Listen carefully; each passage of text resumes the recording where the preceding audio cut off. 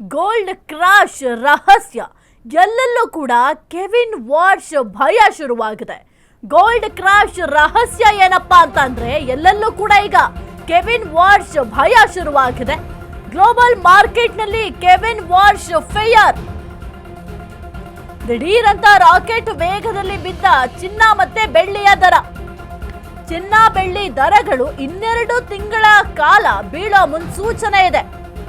ಎಂಸಿಎಕ್ಸ್ ನಲ್ಲಿ April contract ದರ 33,113 ರೂಪಾಯಿ. 10 ಗ್ರಾಂ ಚಿನ್ನದ ಬೆಲೆ 1,50,849 ರೂಪಾಯಿ ನಿಗದಿ. ಮಾರ್ಚ್ ತಿಂಗಳ ಬೆಳ್ಳಿ ಕಾಂಟ್ರಾಕ್ಟ್ ದರ 1,07,971 ರೂಪಾಯಿ ಕುಸಿತ.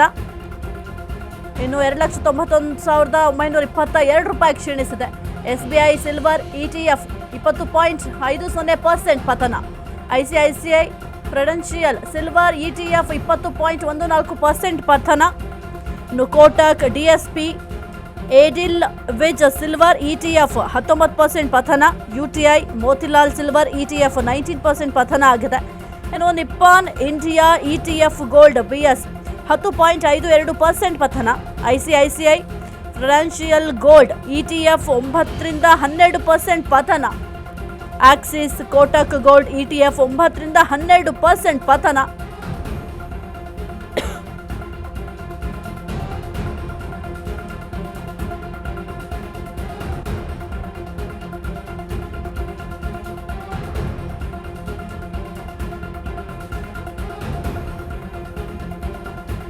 ಎಲ್ಲೆಲ್ಲೂ ಕೂಡ ಕೆವಿನ್ ವಾರ್ಷ್ ಭಯ ಶುರುವಾಗಿದೆ. ಗ್ಲೋಬಲ್ ಮಾರ್ಕೆಟ್ನಲ್ಲಿ ಕೆವಿನ್ ವಾರ್ಷ್ ಫಿಯರ್ ಇದೆ.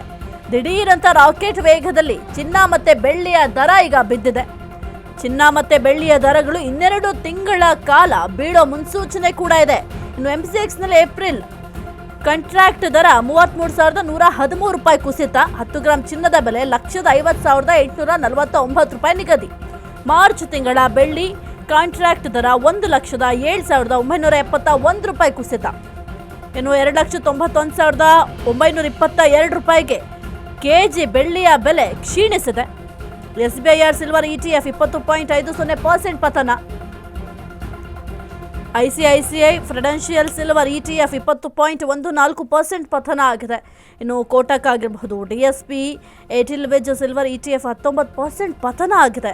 ಇನ್ನು UTI ಆಗಿರಬಹುದು, ಮೋತಿಲಾಲ್ ಸಿಲ್ವರ್ ETF 19% ಪತನ ಆಗಿದೆ. ಜೊತೆಗೆ ಇನ್ನು ನಿಪ್ಪಾನ್ ಇಂಡಿಯಾ ಕೂಡ ಗಮನಿಸಬಹುದು. Nippon India ETF gold BS 10.52% ಪತನ ಆದರೆ ICICI ಪ್ರುಡೆನ್ಷಿಯಲ್ ಗೋಲ್ಡ್ ETF 9ರಿಂದ 12% ಪತನ ಆಗಿದೆ. ಆಕ್ಸಿಸ್ ಆಗಿರಬಹುದು, ಜೊತೆಗೆ ಕೋಟಕ್ ಗೋಲ್ಡ್ ETF ಗಮನಿಸ್ತಾ ಹೋದರೆ 9ರಿಂದ 12% ಪತನ ಆಗಿದೆ. ಜೊತೆಗೆ ಯಾರು ಕೆವಿನ್ ವಾರ್ಷ್ ಜೊತೆಗೆ ಮಾರ್ಕೆಟ್ ಶೇಕ್ ಆಗಿದ್ದು ಯಾಕೆ ಅಂತ ನಾವು ಗಮನಿಸ್ತಾ ಹೋಗಬಹುದು. ಮುಖ್ಯವಾಗಿ ಅಮೆರಿಕ ಫೆಡರಲ್ ರಿಸರ್ವ್ ಹೊಸ ಚೇರ್ಮನ್ ಕೆವಿನ್ ವಾರ್ಷ್ ನೇಮಕ ಮಾಡಲಾಗಿದೆ. ಈ ಒಂದು ಅಮೆರಿಕ ಫೆಡರಲ್ ರಿಸರ್ವ್ ಏನಿದೆ, ಹೊಸ ಚೇರ್ಮನ್ ಆಗಿ ಕೆವಿನ್ ವಾರ್ಷ್ ಅವ್ರನ್ನ ನೇಮಕ ಮಾಡಿದ್ದಾರೆ. ಇನ್ನು ಕಠಿಣ ನಿರ್ಣಯ ತೆಗೆದುಕೊಳ್ಳುವಲ್ಲಿ ಹೆಸರುವಾಸಿಯಾಗಿದ್ದಾರೆ ಈ ಒಂದು ಕೆವಿನ್ ವಾರ್ಷ್ ಅವರು. ಇನ್ಫ್ಲೇಷನ್ ಹ್ಯಾಕ್ ಎಂದೇ ಕೆವಿನ್ ವಾರ್ಷ್ ಅವರು ಫೇಮಸ್ ಆಗಿರುವಂಥದ್ದು. ಅಂದರೆ ಹಣದುಬ್ಬರ ನಿಯಂತ್ರಣಕ್ಕೆ ಕಠಿಣ ಕ್ರಮವನ್ನು ತೆಗೆದುಕೊಳ್ಳುವ ವ್ಯಕ್ತಿ ಯಾರು ಅಂತಂದರೆ ಕೆವಿನ್ ವಾರ್ಷ್ ಅಂತ ಹೇಳಬಹುದು. ಅಷ್ಟರ ಮಟ್ಟಿಗೆ ಒಂದು ಹಣದುಬ್ಬರ ನಿಯಂತ್ರಣ ಮಾಡಲಿಕ್ಕೆ ಕಠಿಣ ಕ್ರಮವನ್ನು ಜರುಗಿಸ್ತಾರೆ.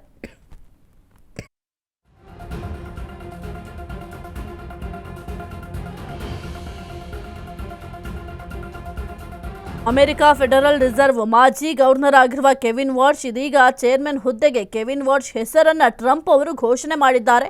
ಈ ಒಂದು ಹಣದುಬ್ಬರ ನಿಯಂತ್ರಣ ಮಾಡಲಿಕ್ಕೆ ಕಠಿಣ ಕ್ರಮವನ್ನು ಕೂಡ ತೆಗೆದುಕೊಳ್ತಾ ಇದ್ದಾರೆ. ಈ ಬೆನ್ನಲ್ಲೇ ಶೇಕ್ ಆದ ಅಮೆರಿಕ ಸ್ಟಾಕ್ ಮಾರ್ಕೆಟ್ ಜೊತೆಗೆ ಗೋಲ್ಡ್ ಮಾರ್ಕೆಟ್ ಕೂಡ ಹೌದು.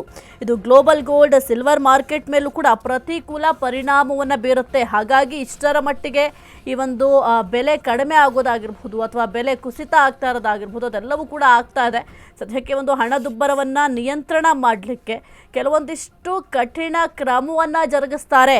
ಇನ್ನು ಅಮೆರಿಕ ಫೆಡರಲ್ ರಿಸರ್ವ್ ಹೊಸ ಚೇರ್ಮನ್ ಆಗಿ ಕೆವಿನ್ ವಾರ್ಷ್ ಅವ್ರನ್ನ ನೇಮಕ ಮಾಡಲಾಗಿದೆ. ಇದರಿಂದ ಇಷ್ಟರ ಮಟ್ಟಿಗೆ ವೇರಿಯೇಷನ್ಸ್ ಆಗ್ತಾ ಇದೆ ಸ್ಟಾಕ್ ಮಾರ್ಕೆಟ್ ಜೊತೆಗೆ ಗೋಲ್ಡ್ ಮಾರ್ಕೆಟ್ ಎರಡರಲ್ಲೂ ಕೂಡ.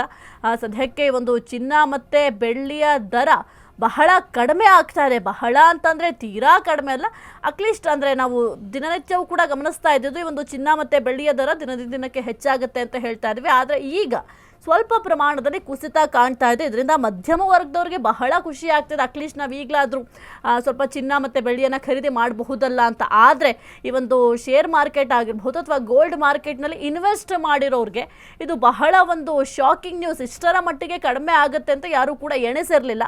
ಆದರೆ ಏಕಾಏಕಿ ಇಷ್ಟರ ಮಟ್ಟಿಗೆ ಈ ಒಂದು ಗೋಲ್ಡ್ ಮಾರ್ಕೆಟ್ ಮತ್ತು ಸ್ಟಾಕ್ ಮಾರ್ಕೆಟ್ನಲ್ಲಿ ನಿಯಂತ್ರಣ ಅಂದರೆ ಏನು ಈಗ ಹೂಡಿಕೆ ಮಾಡಿದ್ರು ಅವ್ರಿಗೀಗ ಶಾಕ್ ಎದುರಾಗಿದೆ. ಇಷ್ಟರ ಮಟ್ಟಿಗೆ ಕಡಿಮೆ ಆಗಿದೆ ಅಂತ ಶಾಕ್ ಎದುರಾಗಿದೆ. ಜೊತೆಗೆ ಈಗ ಯಾರಾದರೂ ಇನ್ವೆಸ್ಟ್ ಮಾಡಬೇಕು ಅಂತ ಎಲ್ಲರೂ ಕೂಡ ಯೋಚನೆ ಮಾಡ್ತಾ ಇದ್ರು.